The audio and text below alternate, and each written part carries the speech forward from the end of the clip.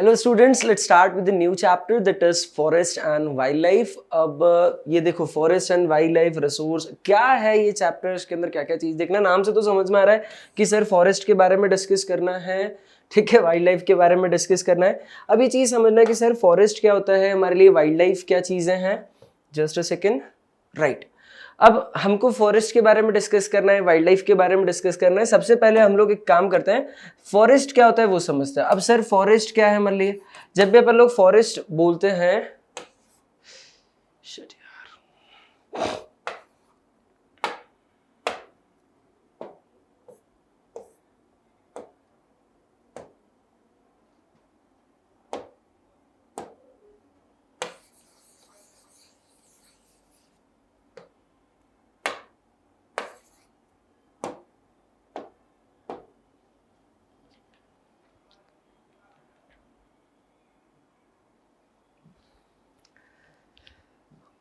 Hello friends, let's start with the new chapter that is forest and wild life. अब इस chapter में क्या क्या देखना है हम लोग को, फॉरेस्ट के बारे में डिस्कस करना है, ऑब्वियसली वाइल्ड लाइफ के बारे में देखना है। इन्होंने रिसोर्सेज भी याद में ऐड करा है, forest and wild life resources क्या होते हैं, सब चीज़ों को आराम से इस चैप्टर में डिस्कस करेंगे, देखते हैं आगे। सबसे पहले हम लोग को समझना है, अगर इस चैप्टर को मैं डिवाइड करूँ, ठीक है, सबसे पहले इन्होंने फॉरेस्ट बोला, दूसरे नंबर पे वाइल्ड लाइफ बोला है हमारे पास। तो फॉरेस्ट मतलब जंगल, सिंपल सी नॉर्मल सी भाषा में हम लोग को पता है। वाइल्ड लाइफ, ठीक है, वाइल्ड लाइफ के बारे में समझा तो जो जंगल में जानवर रहते हैं, that is simply wild life, जो लाइफ वहां पर, नॉट ओनली जानवर, ठीक है। सबसे पहली बात, जंगल के अंदर जानवर, तो ये जंगल के जानवर तो हम लोग को पता है, प्लस वहां पर और जो भी लाइफ प्रेजेंस है, ठीक है, एग्जाम्पल्स वहां पर सर प्लांट्स भी रहते हैं, ठीक है। वहां पर कुछ, वहां पर ट्रेडिशनली अपन कैसे बोल सकते हैं कि उनकी ही वहां के कुछ लोग रहते हैं, कुछ कम्युनिटीज रहती है, ठीक है। तो वो जो भी चीजें वहां पर रहती है उनके बारे में हमको इस चैप्टर में डिस्कस करना है। और फॉरेस्ट का तो सिंपल एक ऐसा एरिया जहां पर बहुत सारे पेड़ पौधे और ये सारी, जहां पर पूरी बायोडाइवर्सिटी होगी, उस प्लेस को हम लोगों ने क्या बताया, फॉरेस्ट। अब बायोडाइवर्सिटी जब हम लोग देखेंगे तो बायोडाइवर्सिटी हमारे, अगर हम लोग वर्ल्ड में देखते हैं तो वी हैव रिच बायोडाइवर्सिटी, बहुत अलग अलग प्रकार की स्पीसीज है, फॉरेस्ट है, ठीक है, अलग अलग कैटेगरीज की चीजें हम लोग को अवेलेबल है यहाँ पर। और अगर मैं इंडिया की बात करूं तो इंडिया में तो हम लोग के पास रिच बायोडाइवर्सिटी है। हम लोग के इंडिया के अंदर बहुत सा, देखो उन्होंने बताया कि हमारे इंडिया के अंदर at least 10% of India's recorded wild flora and 20% of the its mammals are on the threaten list. अब ये थ्रेटन लिस्ट के बारे में बता रहे हैं। पहले हम लोग देखते हैं कि सर फ्लोरा क्या है, फौना क्या है, ठीक है। और जब मैं रिच बायोडाइवर्सिटी की बात कर रहा था तो रिच बायोडाइवर्सिटी मतलब हमारे इंडिया के अंदर अगर एक स्टैटिस्टिक्स देखें तो बहुत ज्यादा वेराइटीज के अंदर हमारे इंडिया के अंदर प्लांट्स प्रेजेंट, प्लांट मतलब फ्लोरा एंड फाउनास, ये चीज प्रेजेंट है। और इतने सारे अगर प्लांट्स हैं, एनिमल्स हैं, इतनी सारी स्पीसीज अगर हमारे इंडिया में प्रेजेंट है तो इट्स आवर रिस्पॉन्सिबिलिटी कि उन लोगों को क्या हो, एक प्लेस हो प्रॉपर जहां पर वो लोग रह सके, हैबिटाट हो, मतलब जहां पर वो लोग क्या कर सके, रह सके, उनको कोई परेशानी ना हो, ठीक है।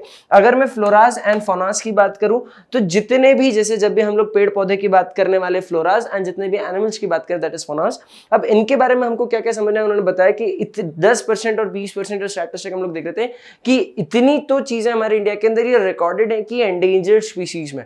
अब सर ये एंडेंजर्ड स्पीसीज क्या होती है, एंडेंजर मतलब वो डेंजर के अंदर है, हो सकता है थोड़े समय बाद खत्म भी हो जाए, ठीक है। अब कितने प्रकार की स्पीसीज होती है जरा ये देखते हैं हमारे इंडिया के। देखो एक इंडिया के जो स्पीशीज हैं उन्होंने क्या, वो क्या क्या चीजें उनको डिस्कस करेंगे। बट अगर मैं वर्ल्ड के स्टैंडर्ड के हिसाब से बात करूं तो एक ऑर्गेनाइजेशन है that is international union of conservation of natural resources, ठीक है, nature and natural resources, IUCN। ये जो रिसोर्सेज है इस मतलब ये जो कम्युनिटी, ये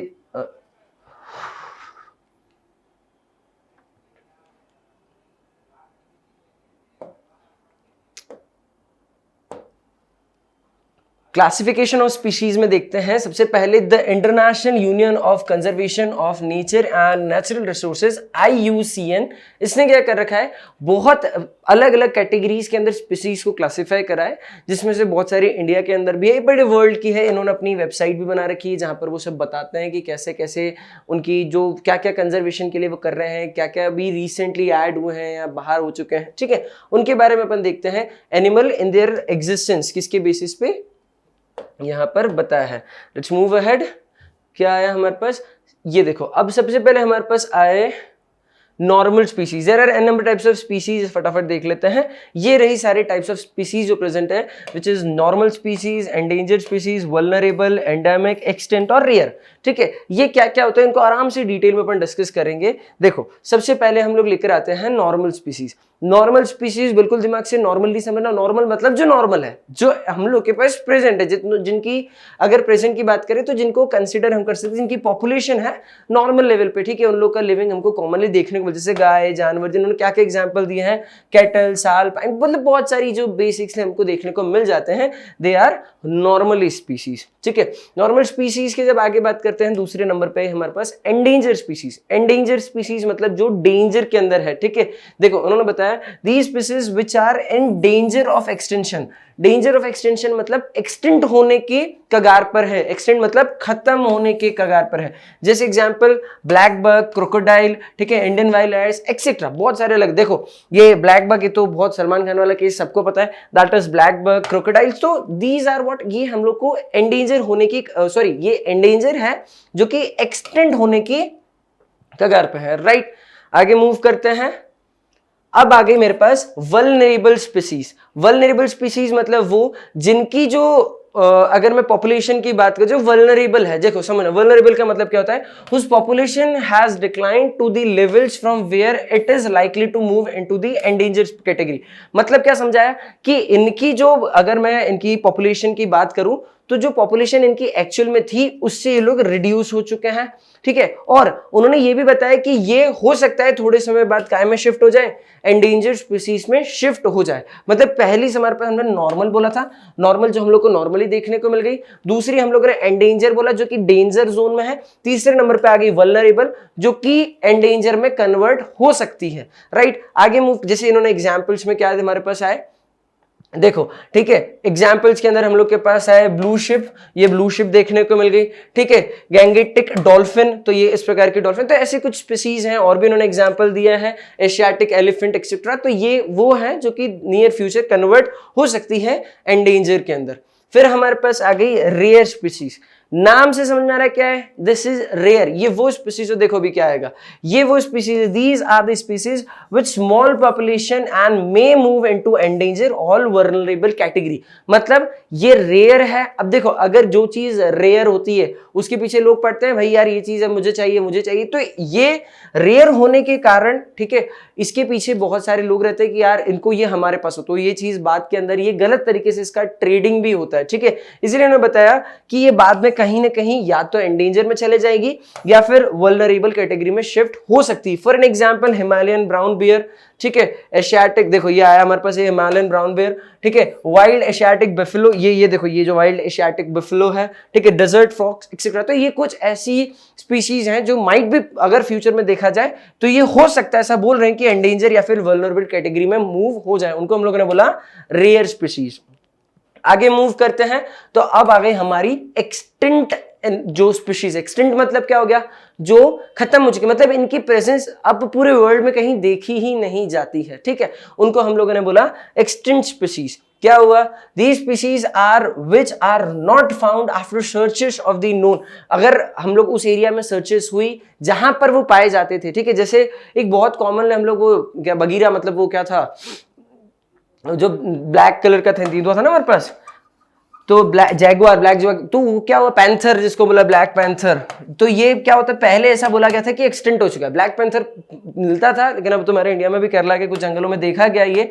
तो पहले क्या था, अगर हम लोग ब्लैक पैंथर की बात करें तो इसको एक्सटिंक्ट बता दे कि ये भी है ही नहीं। ठीक है, क्योंकि जहां पर वो पाए जाते हैं वहां सर्च की गई, अगर वो नहीं मिला तो उसको एक्सटिंक्ट कर दिया। ठीक है, उसकी अच्छी खासी सर्च करी, लेकिन अभी तो ये हमको देखने को मिला, एक फोटोग्राफर ने कैद करा उसका फोटो, तो इट इज लाइक कि ये तो उसको हम लोग नहीं बोलेंगे एक्सटिंक्ट में, परंतु हाँ जो उसको सर्चेस करी ओवर पीरियड ऑफ टाइम नहीं मिली तो हमने उसको एक्सटिंक्ट बता दिया। ठीक है, इन्होंने क्या एग्जाम्पल दिया हम लोग के पास, Asiatic cheetah, pink headed duck etcetera.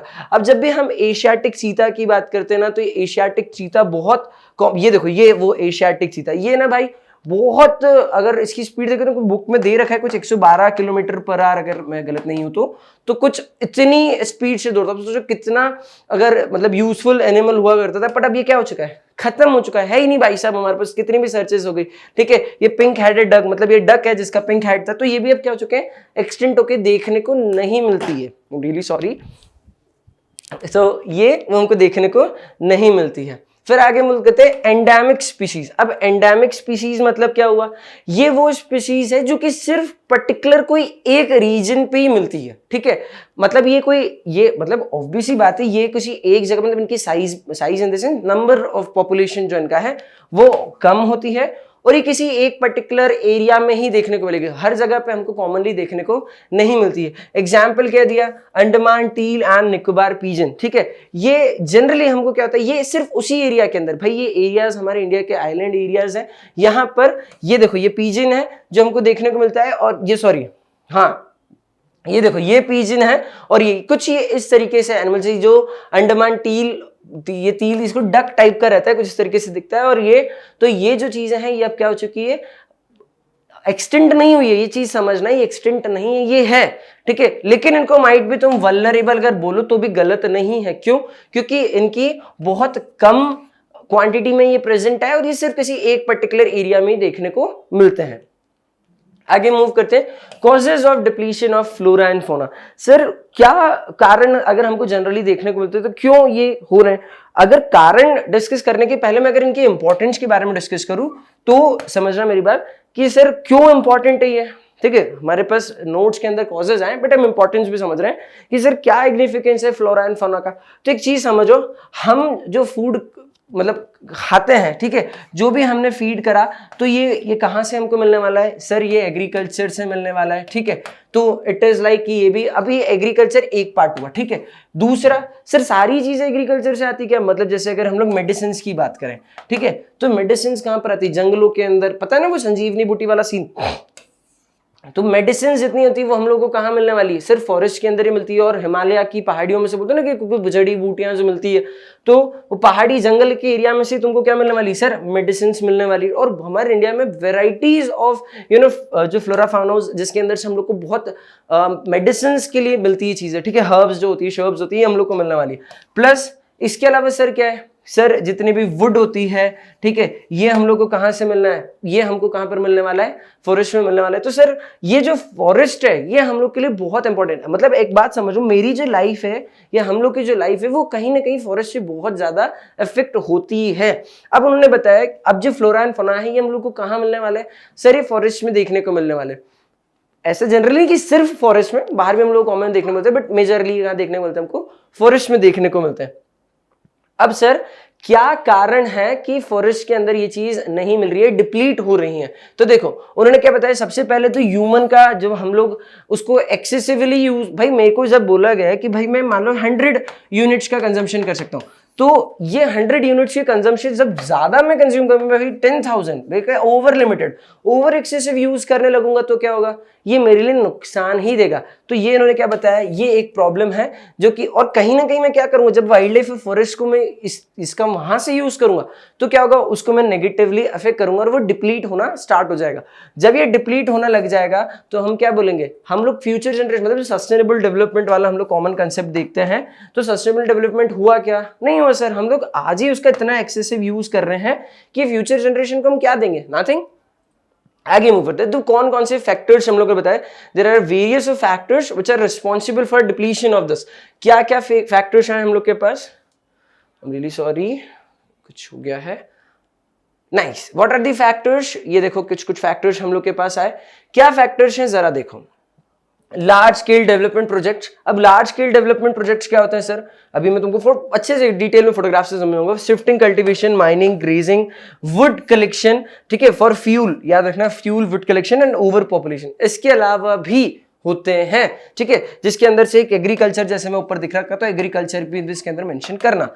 क्यों, क्या अभी समझ से आगे देखो जरा भाई, ये क्या कर रहा हूं, लार्ज स्केल डेवलपमेंट प्रोग्राम्स। भाई ये क्या, फोटोग्राफ से तुमको क्या समझ में आ रहा है, ये जो जितने भी अर्बनाइजेशन हो रहा है, ये डेवलपमेंट कहां हो रहा है, भाई ये जंगल जंगल दिख रहा है, ये एरिया, तो ये जंगलों के बीच के अंदर ही चीज देखने को मिल रही है। तो हम लोगों ने जंगल काट के तो घर बनाया, आसमान में बनने क्या? नहीं ना।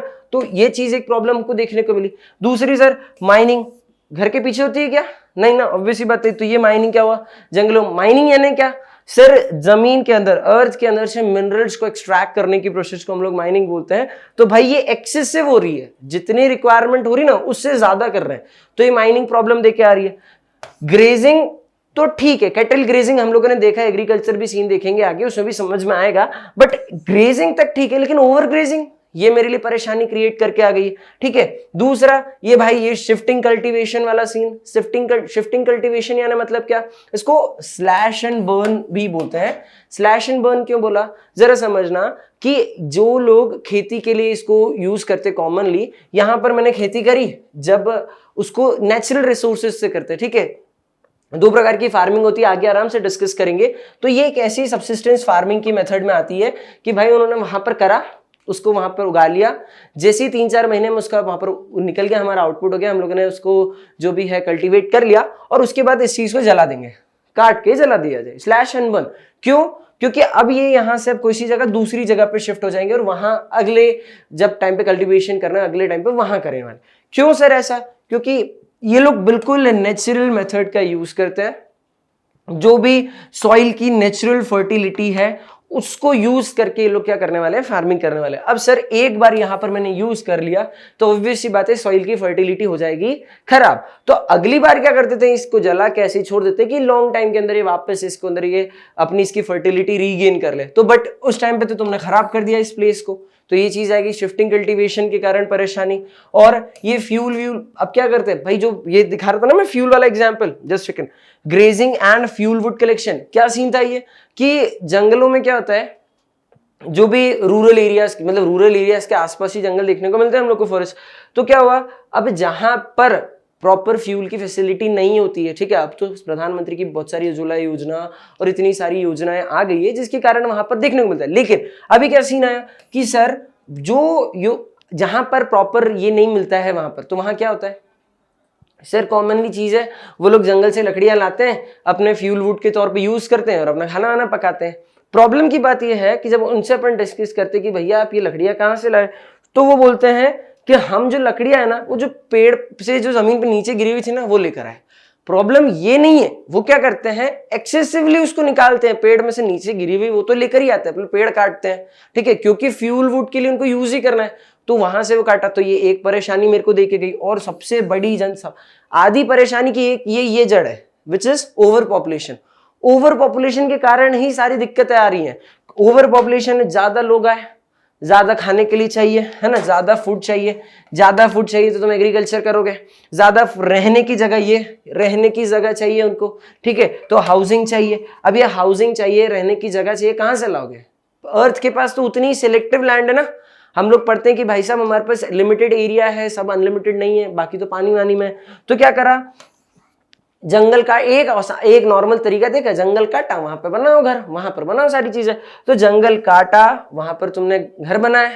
दूसरा, जंगल काटा तुमने खाने के लिए, मतलब एग्रीकल्चर के लिए करा, तो एक स्टैटिस्टिक है हमारी बुक में ही देखा है कि अराउंड 20% एंड मतलब अगर हम लोग 1951 के डेटा से कंपेयर करें, तो जब 1951 इसलिए आजादी के बाद से जब देखा जाए, तो अराउंड 20% ऑफ जो हम लोग का फॉरेस्ट के लिए एरिया होता था, वो एरिया अब एग्रीकल्चरल लैंड में कन्वर्ट हो चुका है। क्यों सर? फूड के लिए चाहिए था, सर फूड के बाद हमको घर पे रहने के लिए जगह चाहिए, तो उसको काटा, डिफॉरेस्टेशन करा रहने के लिए। तो ओवर पॉपुलेशन भी एक समस्या मेरे लिए है।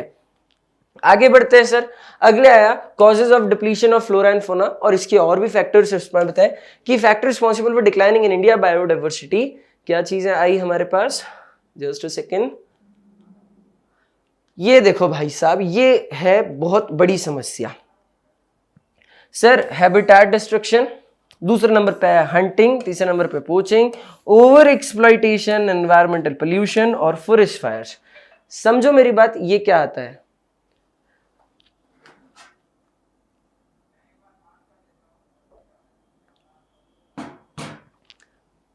अब ये क्या समझना है, देखो सर, ये हंटिंग मतलब हम लोग को पता है सर जानवरों को मारना। क्यों सर, क्यों हंट करते हैं भाई? ये इनकी जो चीजें, ये जानवर की खाल हमको देखने को मिलते हैं, ये इनके जो एनिमल एलिफेंट टस्क होते हैं, ये कितने ज्यादा महंगे बिकते हैं, इनसे ऑर्नामेंट्स बनते हैं, इससे भाई साहब ये लोग ड्रेसेस बनाते हैं, लेदर कॉमनली यूज करते हैं। तो क्या कर रहे हैं वो लोग? तो भाई साहब ये चीज कर लिया, वो हंटिंग कर रहे हैं। पोचिंग भी एक टाइप ऑफ हंटिंग का ही सीन है, बट यहाँ पर जहां चीज आपने परमिशन नहीं दे रखी, जिसकी वहां पर भी जाके इलीगल तरीके से आपने करा, तो हंटिंग एंड पोचिंग कॉमनली देखने को मिलते हैं। क्यों करते हैं sir? Benefit sir, personal benefit, हमको खुशी मिलती है सर, इसलिए हम जानवर को मारते हैं सर। तो ये चीज या हमारे काम आ रही वाली चीज है सर, इसलिए जानवर को मार दिया।